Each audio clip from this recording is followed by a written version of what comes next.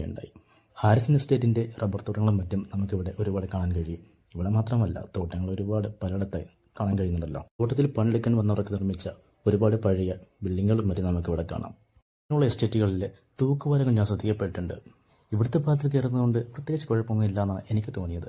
എന്നാൽ പല സ്ഥലത്തെ പാലങ്ങൾ അത്യാവശ്യം നല്ല രീതിയിൽ ദ്രവിച്ചിരിക്കുന്നുണ്ട്. കയറുന്നത് കുറച്ച് ഡേഞ്ചറാണ് എന്നാണ് തോന്നുന്നത്. ഇവിടെ ആ ഒരു പ്രശ്നം ഞാൻ കണ്ടില്ല. ഇങ്ങനെയുള്ള സ്ഥലങ്ങളിൽ സഞ്ചരിക്കുമ്പോൾ അവിടുത്തെ പഴയ കുറച്ച് കഥകളും മറ്റും അറിയാൻ ഒരു പ്രത്യേക ഉല്ലാസമാണ്.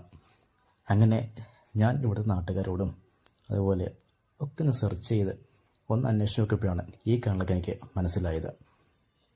ഇവിടെ ഇതുവരെയും കണ്ടിട്ടുള്ള ആൾക്കാർ ഒന്ന് വന്ന് കണ്ടു പോകുന്നത് നല്ലതായിരിക്കാം.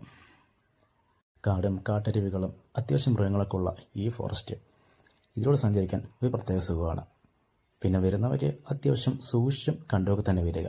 കാരണം ഇവിടെ ആന, പന്നി അങ്ങനെയുള്ള കുറച്ച് ജീവികളും പിന്നെ മയിലും ഒക്കെ ആയിട്ട്